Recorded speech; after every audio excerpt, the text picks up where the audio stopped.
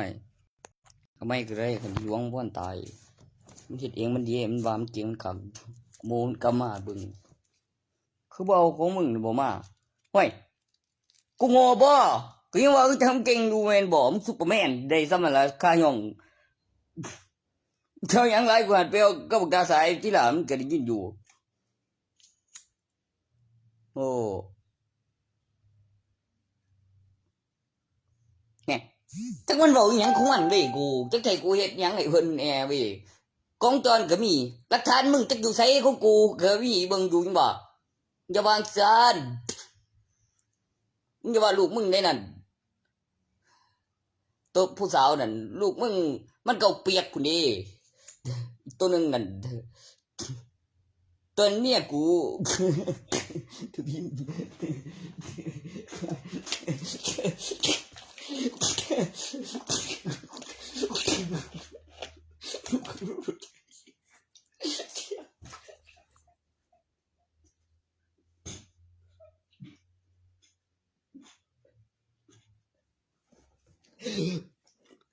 จังได๋มันจังสิถึกขั้นตอนซั่นโตจังสิอยู่ในขั้นนั้นกูจังสิอยู่ในขั้นนี้แล้วเป็นหลานอีกคันมึงได้ยินอีกตัวนึงน่ะบ่กะเสียก่อนแล้วจึงค่อยเป็น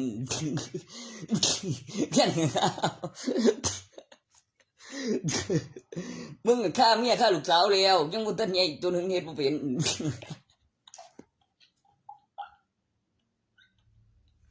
อีกตัวนึงน่ะบ่มันคือลงไปต่ำกว่าหันบ่ได้บ่ลงไปต่ำกว่าหันได้เพิ่นก็ต่อพ่อต่อแม่เอง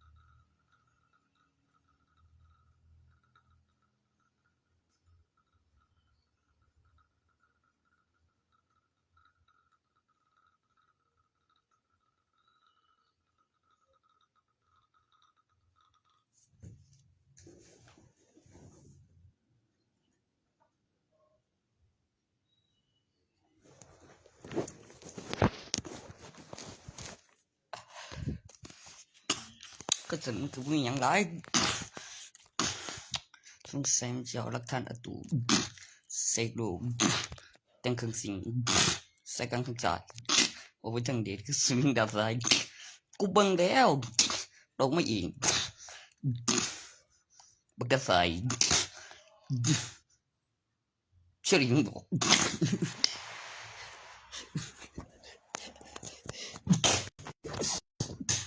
มันเอาลูกแดนบักตูบอกว่ากูกระโดดกูมันก้นตัวอยู่มันก็เรื่องตัวแล้วแทนกูดี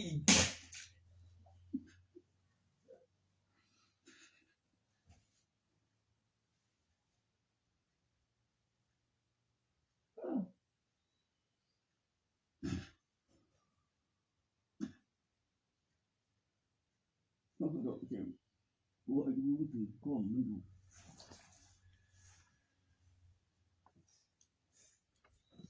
มึงเอาการตัวบ่เสกได้ใส่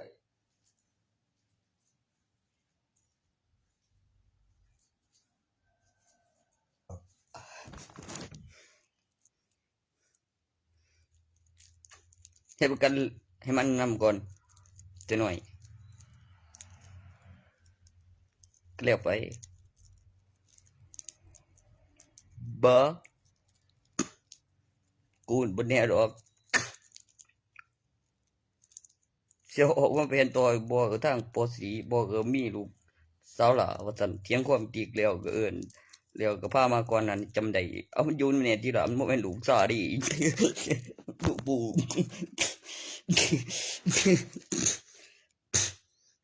กูแทงพยานเบิ่ง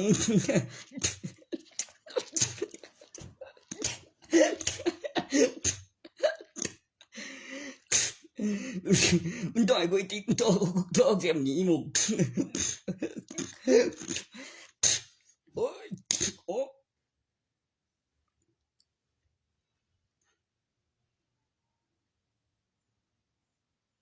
ต่อยกูติ๊กตัวเสียมหนีหมุกยังไง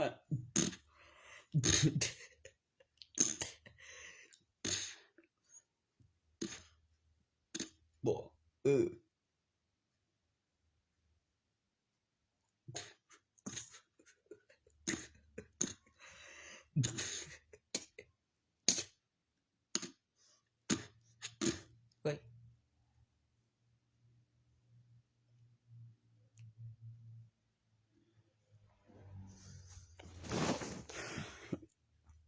กระทายว่าเอาเซเว่นนำมีพยานแล้วก็มีแบ็คหลังคาสีแดงไปต่อไปหาเสียงหาใจซอยรัฐบาลแล้วก็แล่นมาคำนวณค่าเสนออะไรจังซั่นจังซี่เดี๋ยวปีนี้ตอนตั้งหน้าเวลาว่างกูก็สิคือว่าพวกของแปลกมา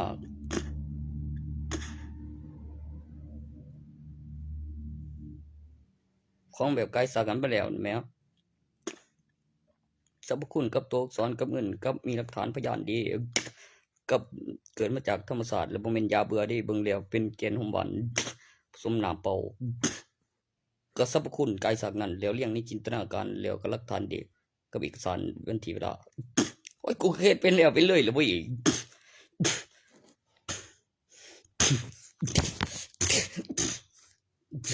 ต่อเขาก็เบียดเงินแล้วค่าของกับค่าวีซ่าค่าปลุกเสกเป็นสาบานบริษัทกับโกหกเส้นสัญญากฎหมายมีหลักฐานพยานเท็จขนาดใกล้สร้างงานออกฤทธิ์นะบอดออกทั้งเก่ามีทางออกกับทางออกแล้วมีทางเข้าแล้วมีทางออก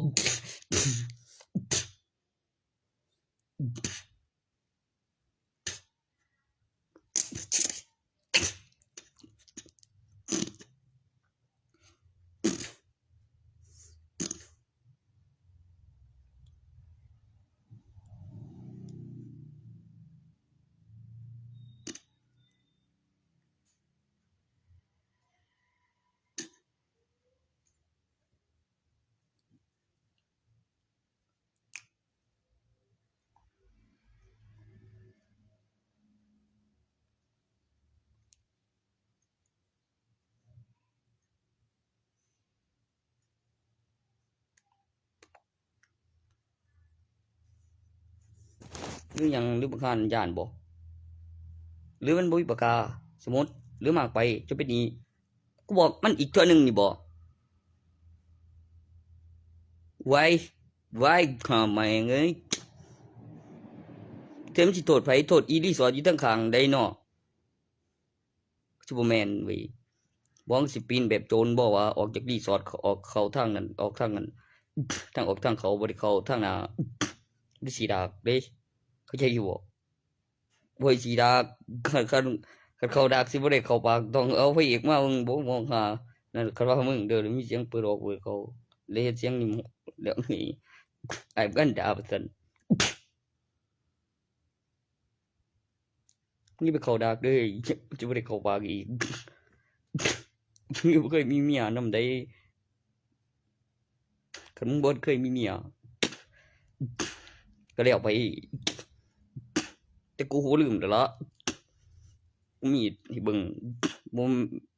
มากกว่าคำพูด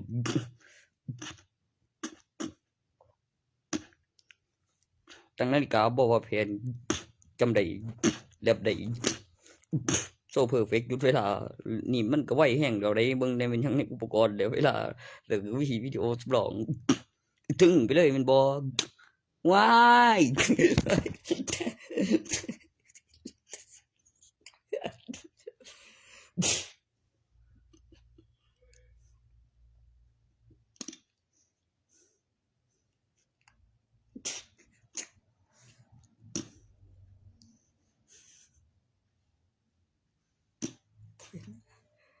บ่แม่นนะอีนั่นว่าลูกสาวผมนี่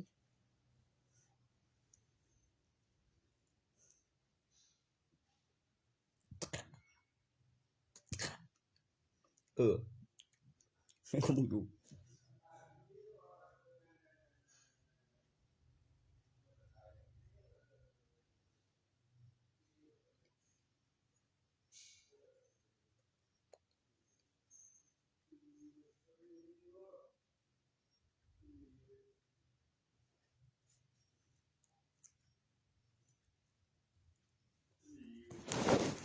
ญาปุ่น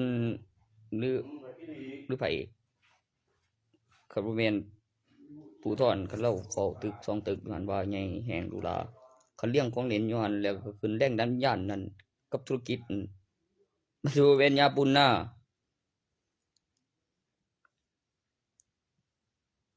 มันสิว่าคิวเมียมันว่าถ้ามันเจ้าเป็นรอยบางครั้งแฮงลอยหัวเพิ่นบ่รับจริงตาเด้นั่นแต่บ้องแล้วเด้ฟื้นมาอีกตัวหนึงเอาซ้ำๆอีกจำได้ถืออยู่ทางซ้ายอยู่ตีนบาดซ้ายแหลกใกล้จะกันมาแล้วแต่บ่ได้โกหกได้เว้ยตัวนับลูกเบิ่งแล้วนี่สิได้จกใส่แล้วก็เว้าแบบว่าแ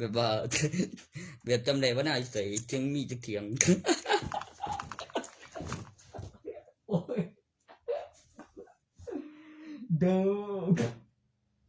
แหน่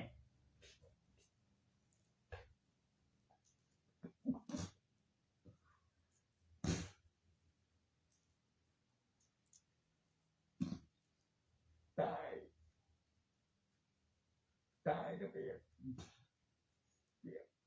มันยังจำมาดูเบิ่งจังซี่มันลูกบ่แข็งขึ้นตรงโตอีกเลยสายแตก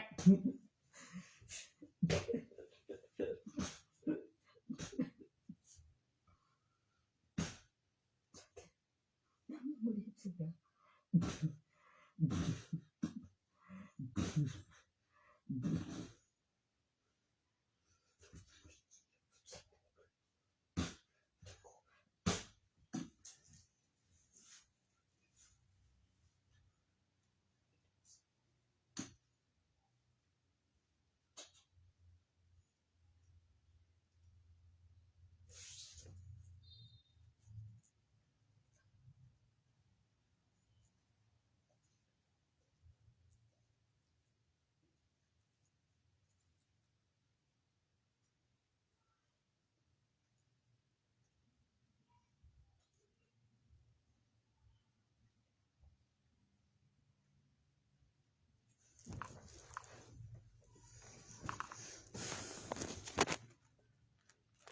กูนี่มวยมันสีเมียแถวอยู่ดอกบ่มันก็ทำท่าบ่ก็ท่าสอนรันใหญ่บ่ซั่นกูสิเข้าซ่องนั้นเด้งได้ออกมาใหม่ตัวนั้นมันก็ว่าผัวมันเปียกเว้ยเจิงกูไหนกูจะบอกมึงเด้อสากนั่นแม่ถ้ามึงดีต่อเฮ้ย18 บวกนั่นบ่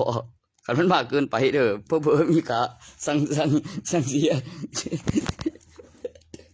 เดี๋ยวเปิดวันนี้โศกเหลือใจตายแล้วลูกบ่ขึ้นก็บ่แม่นเห็นเมื่อยหน่อยอีกหน่อยเสียอะคันกูได้บ่กูจะได้เบิ่งเลยนี่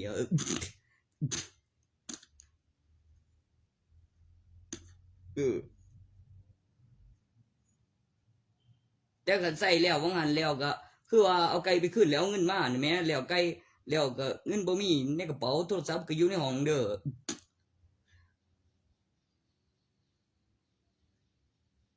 คือไก่ก็ถือในมือเอาไก่ไปกำลังเดไก่ไปแล้วเงินมานำแม่อีหยังกูมึงวะซากันบ่ว่ามันตีเอาแล่นไปเฮือนยาจากขี่รถขึ้นมาแล้วกูเจมามันคือจะขี่ขึ้นมาได้ขี่รถขึ้นมาแล้วกูเจมาว่าซั่นโหขี่รถขึ้นมาแล้วกูเจมา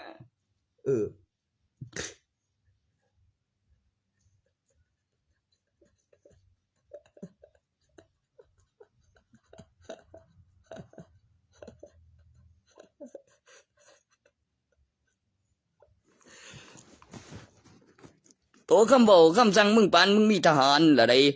มึงเป็นกูเข้มนั่นสิเป็นไปได้อยู่แบบมหัศจรรย์แม่แล้วบ่ได้เป็นบาดไปหาหมอมาแล้วกูเข้มบ่ได้คือพ่ออีหลีให้ลูกตีขี่รถขึ้นมากูเจมาเอาซั่นมันก็เรียกกูเจแล้วกูก็ยืนเป็นพยานกูขี่มัดโดดแล้วเนี่ยตันวันนี้กล่องออดสากเก็บไกลสากนั้นหลักฐานเวลามีกล่องจรไม้จูดบริษัทลายมัดทนมันเดิดได้กูยังสะเทือนอยู่มั้งเดี๋ยวเพิ่นก็ว่าที่ละมันนั่นใจกูรับเองติบ่แล้วบริษัทกูไอ้เป็นไปได้จังได๋สร้างกาสิแจกมันนำอีกผู้หนึงสักนี่มึง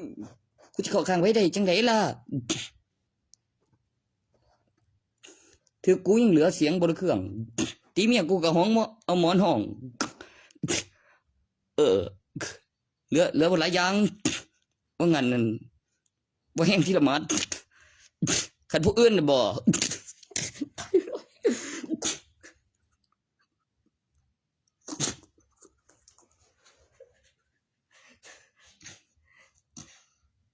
โอ้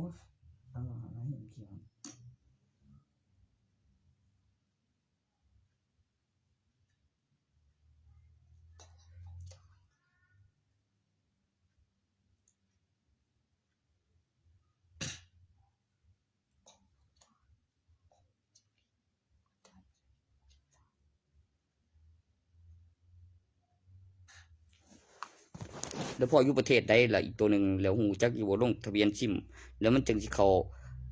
โรงพยาบาลใดต้องมีบัตรประชาชนมันต้องเปลี่ยนสัญชาติหักซิมแล้วแจ้งซิมหายแล้วใส่เบอร์เก่าพอเฮ็ดแล้วมันบ่เบอร์ตัวนั้นแล้วใส่ซิมเบอร์เก่ามีหลักฐานวัตถุสมใดมันก็ใส่ได้มันก็ว่าก็แม่นมันก็เลยเฮ็ดให้ตัวเป็นวิดีโอก็มันเด่นแต่กูนี่นะเบอร์เก่ารับสายทางปุ่นอยู่ดอกใส่อีกเบอร์หนึ่งเบอร์ใหม่ปกติเฉยเลยมันสิฮู้กันได้จังได๋เสียบสิมีเจ้าของลงทะเบียนบัตรประชาชนคนละสัญชาติคนละประเทศมีอีกอันหนึงกับสุดแม่มีกล้องวงจรอยู่บ้านทางพุ่นบ่ครบอยู่ท้องเว้ย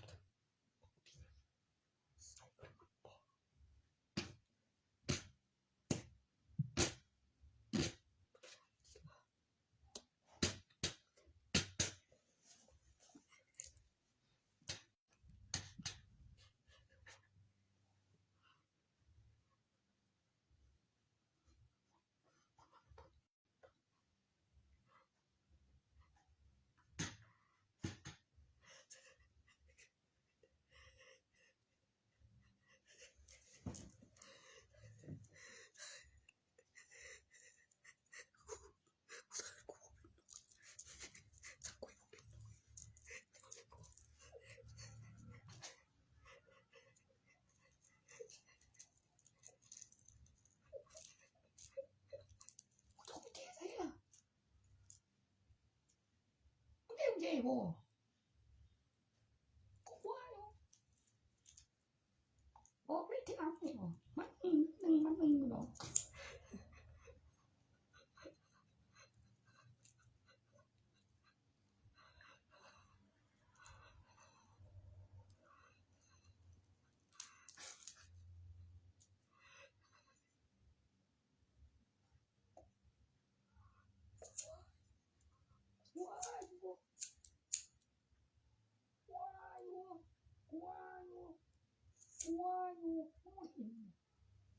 ว่ามีสองตัว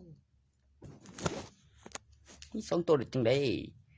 มันก็มีตัวต้นฉบับอยู่ดอก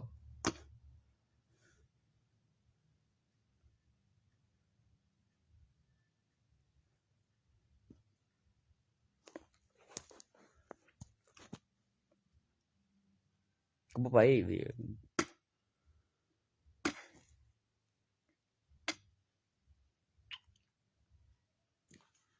ก็บอกหูเหลืองบ่ไปยังบ่ไม่ไป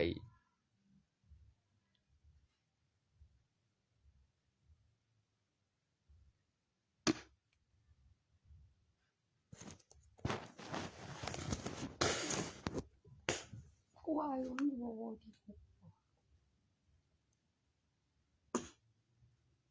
มันบ่มีสถานนี่จะเอามันขึ้นได้ไงวะ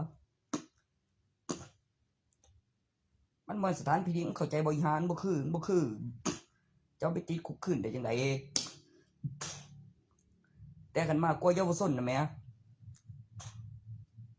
กูบ่ได้โง่เด้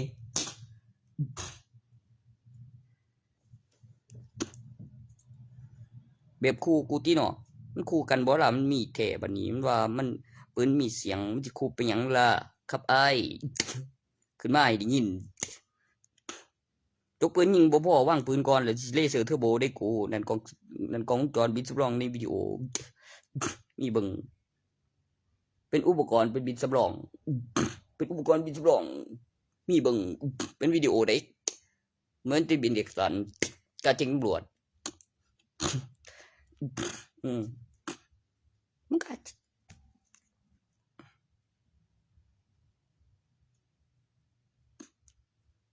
มีจุดเวลาที่สุดกันนั่นล่ะตัวไหนวะตัวปูเนี่ยสนใจกฎหมายหรือธุรกิจกฎหมายอย่างเดียวกูต้องธุรกิจกฎหมายแล้ว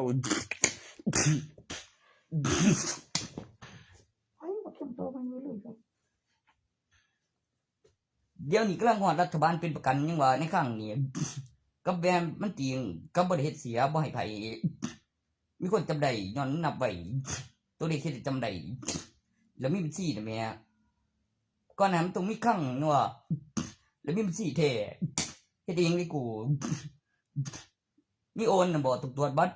ATM บัตรประชาชนพุ่นแหล้วมันจังสิเป็นตัวต้นฉบับมันต้องกดได้แต่บัตรประชาชนมีสิทธิ์มันจังสิมี ATM ก่อนหน้าหันน่ะบ่กำลังมีข่าวคือราชการนับเบิ่งแม่นหยังกูซอเก่านึงเดี๋ยวนี้มันตายใส่มันเกิดใหม่เบาขนาดจับในใหม่น่ะบ่ฮักสิเบิดไอ้ตัวต่อเองเอาเองเต็มที่ว่าซั่นบ่หิ้งสะดุดกูบ่สิฮู้เลยสิสืบหยังเบิ่งแต่ระยะสัมผัส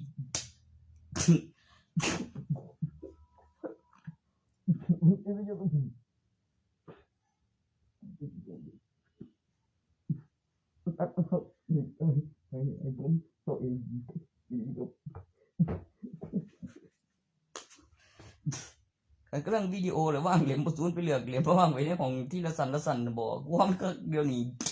บ่อยไผฮู้นำก็ได้แต่ฮู้ได้ยินน่ะแม่คือว่าสิกาแข่งสิเจอ1,200กูคันมึงบ่ทันตายกูก็สิอยากคันมึงตายแล้วบ่มาทีหลังไงโถ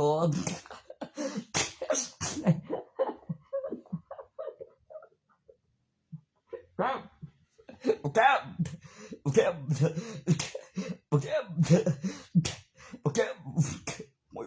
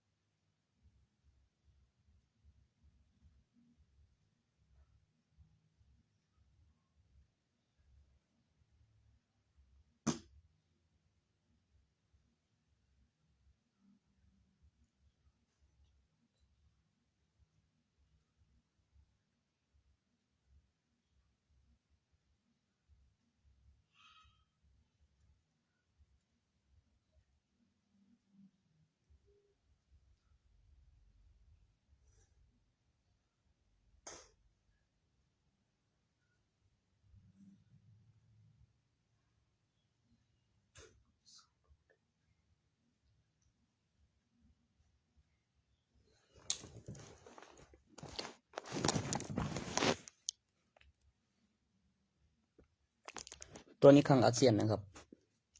ตัวนี้อาเซียนลายธงชาติและ10ประเทศ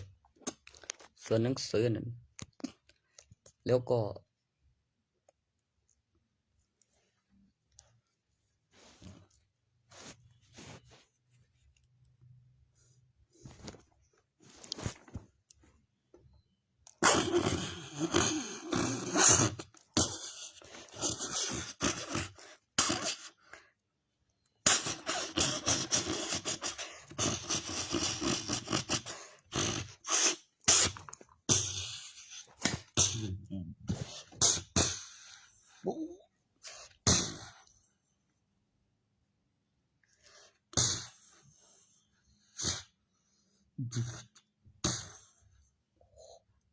ก็มา10ประเทศจัก10ประเทศเบิ่งล่ะ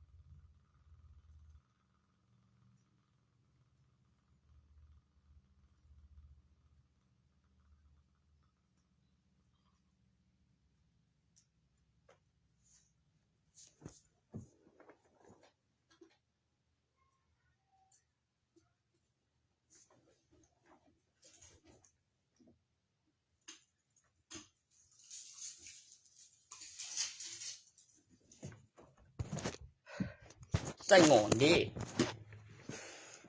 บ่ได้ลื่นความกับตัวนั้นมีอยู่วัดกับอยู่โรงพยาบาลยังว่าก็ใส่นี่คือกับปันต้มจังแม่นหยัง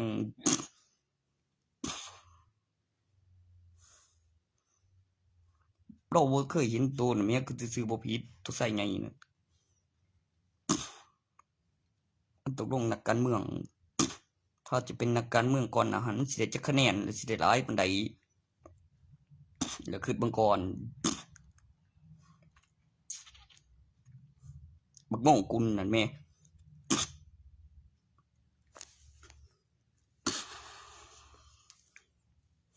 บัตรประชาชนทะเบียนมันอยู่ประเทศไทยใช่ไงตัวต้นฉบับกูก็เจ้าชายเลยเว้ย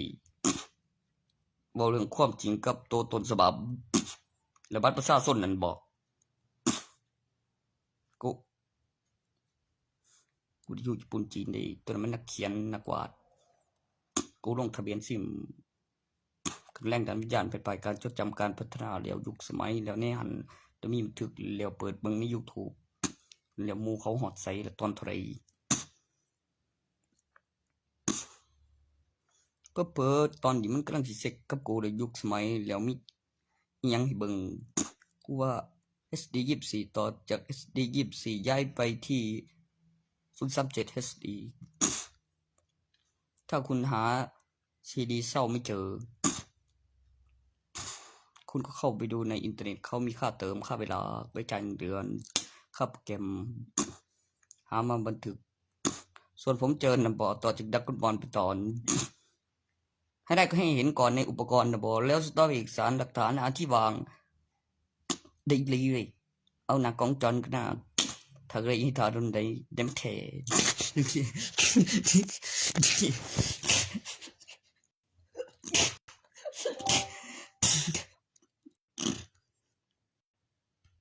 เนี่ย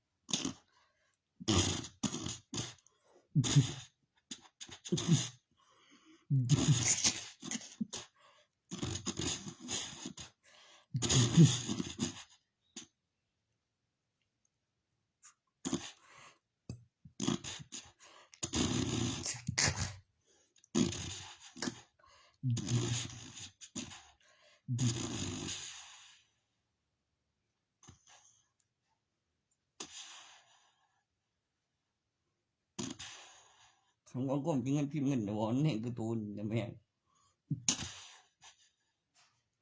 บ่แม่นขังผัว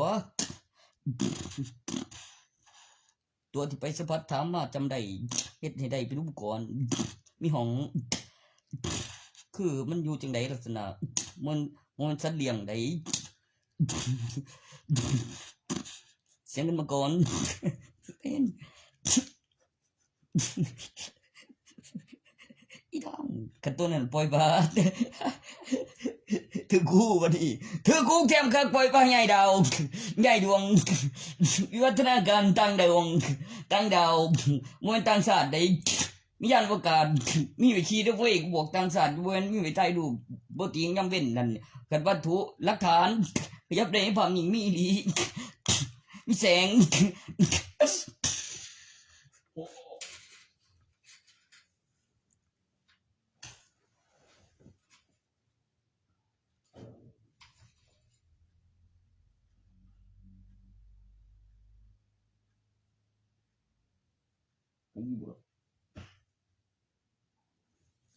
คันความจริงกูบ่ฮอดก่อนปานนี้ยังให้คนตีคนอีกเด้ออยู่ในคาบคนกูก็บอกมึงแล้ว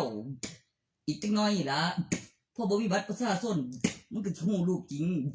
บ่สูญสลายภาษามึงจะอ่านหนังสืออีกกูก็บอกแล้วไดบ่มีบัตรประชาชนกูก็มีลูกเว้ยมีหลานวิญญาณเฮาต่างกันก็คงโตตัวแนมเห็นหรือบ่เห็นบ่ต่างกันอีอย่ามาถั่วกูเลยนะ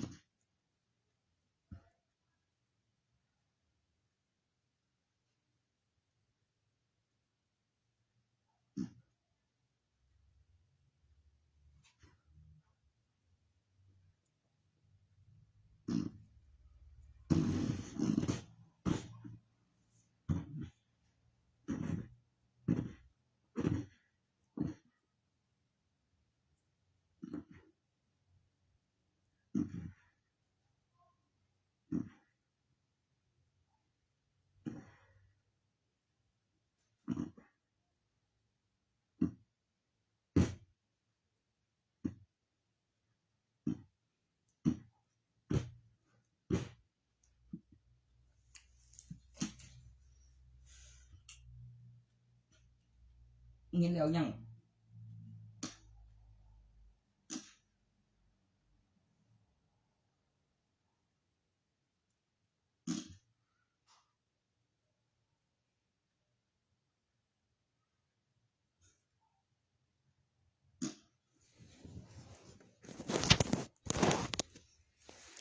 บ่เด้อคือนี่นั่นนั่นใส่กระสอบทาเลยไก่สิฮอดขี้เจ็บง่ายแค่ว่าเอาจริงๆแล้วบ่ได้เทียบผม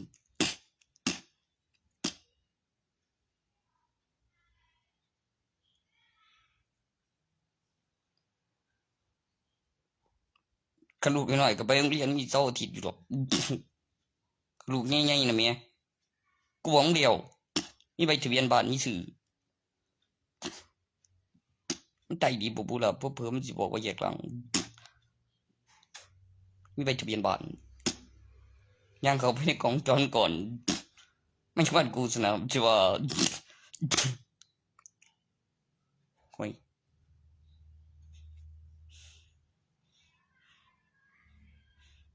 หรือเจออยู่บ่แบบมันใครตระหนักกูดีบ่ได้ถือปืนบ่ได้ถือมีดปาดขาดตายเปรียบคือถึงหนวดนี่แล้วหนาวแล้วลึกแล้วรับไปวางไว้กลางทางอินเตอร์ห้อยซ้ำในใครน่าทันน่ะกูดีรถชนตายบัดเหตุปานนี้ไปหาเอกสารแม่วิทูลคือจันกูบอกอยู่อีวิทูลสุวิทย์นั่นจะมีประกันชีวิตอยู่อ้ายกูทำลิขิตบางก่อนอยู่บางลิขิตนั่นจักมีประกันชีวิตหรือบ่มีถ้าบางลิขิตบ่มีเพิ่นเปิดห้านแนวนั้นยังบ่มีน่ะบ่หรือมีอยู่หรือประกันรถประกันชีวิตแหมมันก็ต้องมีบัตรประชาชนแล้วจึงสิมีประกันชีวิตยังว่า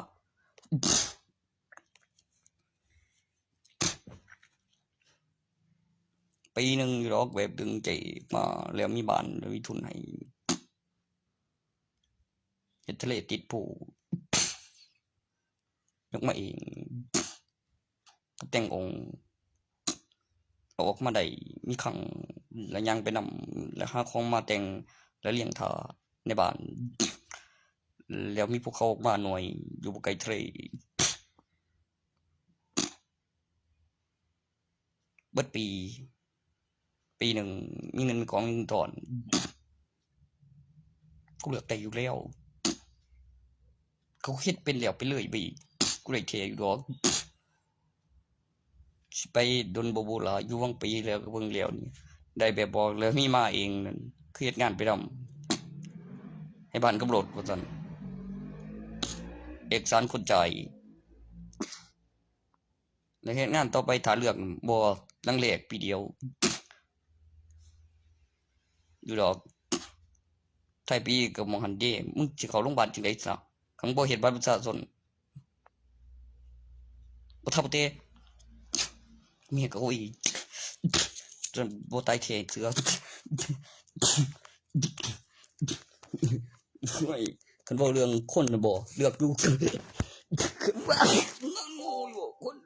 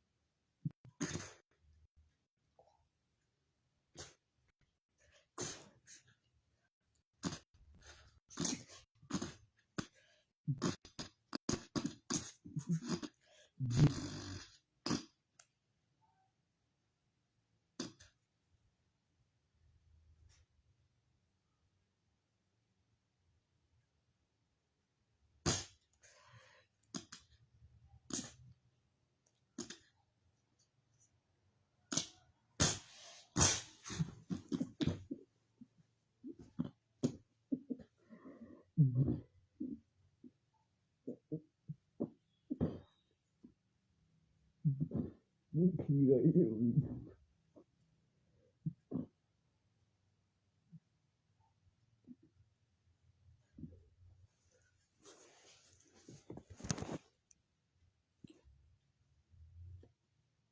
มึงลองเอามันไปถมมึงติล่ะคั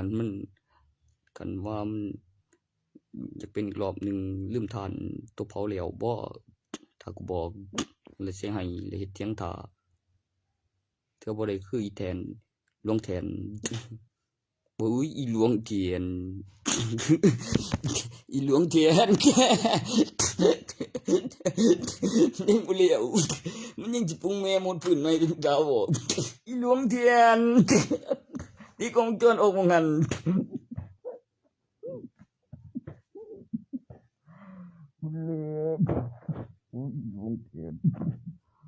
หลวงเทียนข้าก็บ่ยินทานอีหาเทียนอีฟ้าผี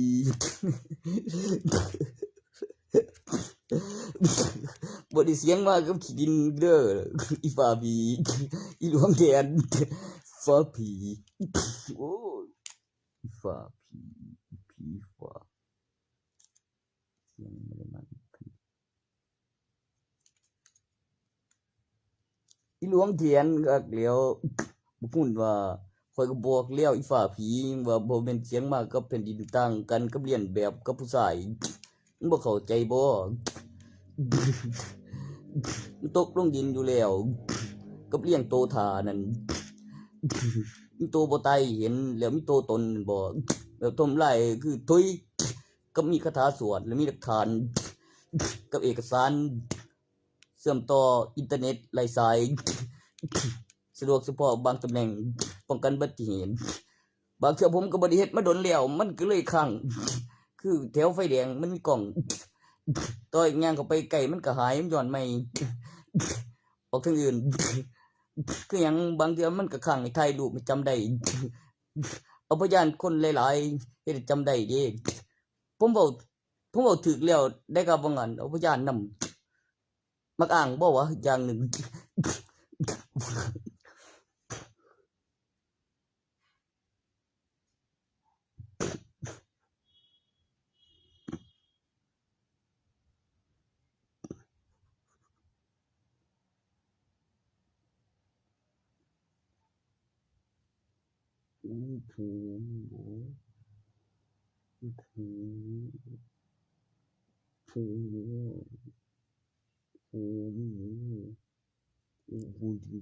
มันสิบ่กับผู้ทวดบ่โอ้ยมันบ่ได้ตายย้อนอาวุธจักคนมึงย้านหยังน้อมึงย้านว่ามึงเจ็บแทนมันน่ะบ่มันอยู่คนละใบทะเบียนบ้านตอนลูกใหญ่อีกก็แล้วไปตีปฏิวัติน้อโอ้ยตอนเขต5น่ะแหมมีเขต8412น่ะแหมต่างกันหม้องใดถ้าโตใส่เขตเก่ามันบ่คือเด้บ่คือเขตเก่าได้เขต5มีเวอร์ชันมีตัวเลขเฮ็ดจำได้มี iPhone ถ้าอยู่ใน5นั่นแหม มันมีตัวอักษรแล้วต่างกับคือตัวเลขของเวอร์ชันการอัปเดตแล้วยุคสมัยนั่นแหมมีแผนป้ายการจดจำการพัฒนาได้จังสิอธิบายถูกไว้คันวิดีโอผู้เดียวแล้วห้องรอผู้เดียวคือของผมเดินตัวนั้นก็คือลงสีถาสีดำมันสิโทษมันสิทมทางขึ้นขยายหนน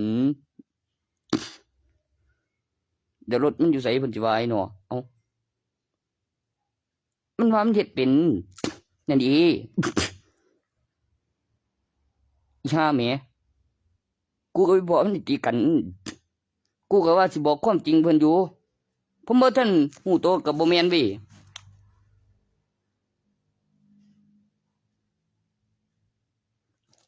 ตีกันเด้อลูกก็บ่ทันได้เอาอยู่บ่ก็เฮ็ดให้เอ้ยต้องใหญ่ก่อนเลยจังเอาไปเฮ็ดอยู่เรียนจะไม่เฮ็ดในบ้านเด้อ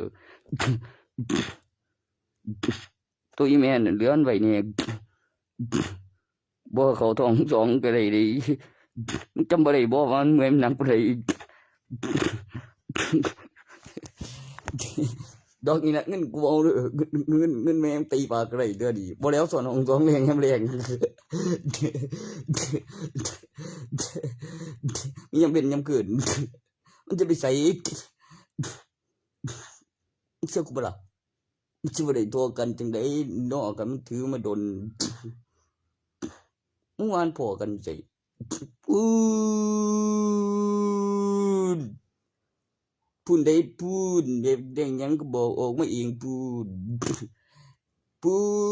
นแบบเตะบุ่มเสียแบบบ่เห็นที่ว่าการอำเภอแบบควบคุมขึ้นตั้งกล้องกูตีกูดิแจ้งตำรวจจังไดว่ากูฆ่าไผโอ้เจอหน้ามึงกูสิบอกมันใหญ่ๆแบบบ่เลยบอกกับที่ว่าการอำเภอลดลงก่อนแบบนั้นอำเภอใหม่อำเภอหนึ่ง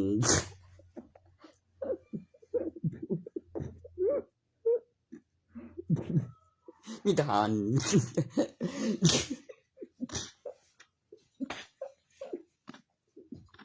กูบอกว่าไงสิงาเวียงคำยังว่าโซแหลงเก็บหลักฐาน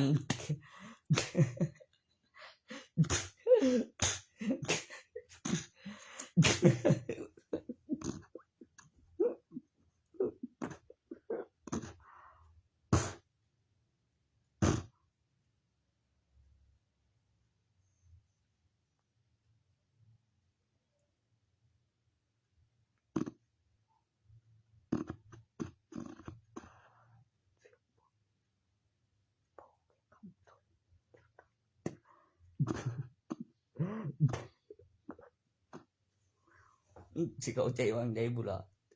ทั้งนั้นเขาได้แล้วผมเข้าใจบุล่ะทั้งนี้ถ้านั่งนี่แก็บอีกผู้หนึ่งหนึ่งบอกกูบ่ได้ว่าหยัง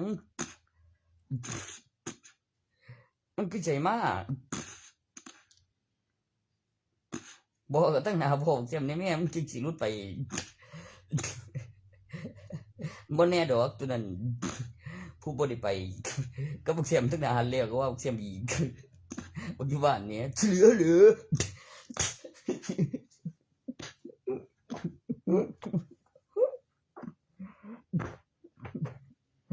เป็นเดียวกันยังไง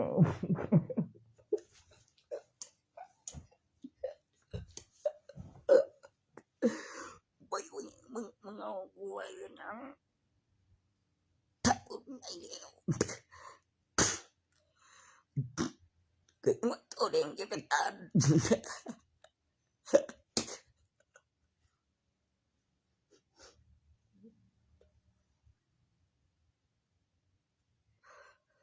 ทางบุญสุดๆมันได้แล้วมันลองมาทางสุดๆนะบอกพ่อขันเพิ่งพูดนึงแล้วกับพี่ต้องได้ตั้งหลังตั้งหนาดอนก็เห็นอยู่ตั้งหนาแล้วตึงแม่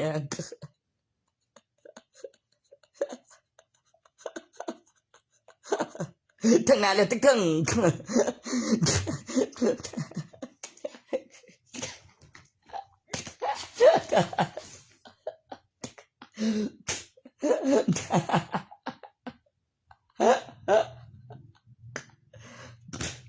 ั้งนานเลยอยู่ตึง นั่นล่ะแบบสีห้องหล่อนำคนละอย่างบ่ได้ตกหลุม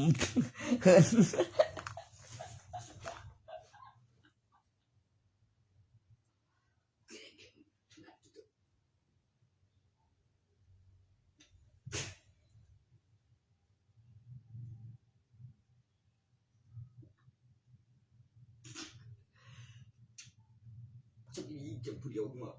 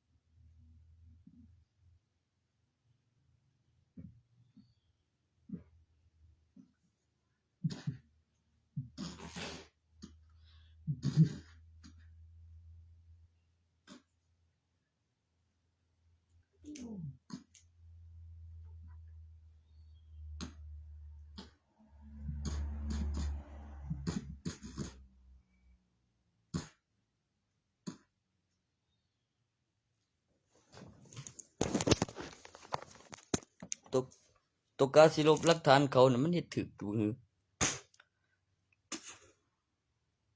ตกกาสิปลอมนั้นมีความผิด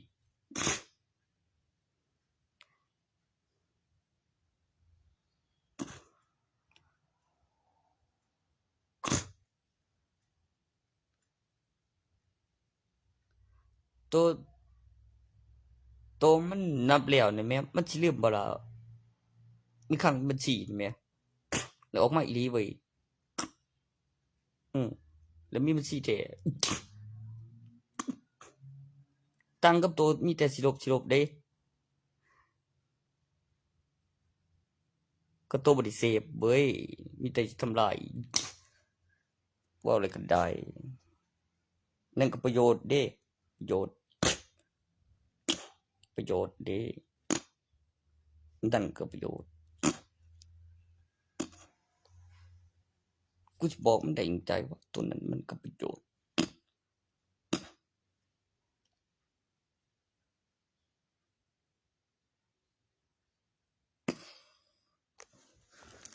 ตัวได้จับปากกาแล้วมีเงินมัดไว้ในปากกานั่นนะ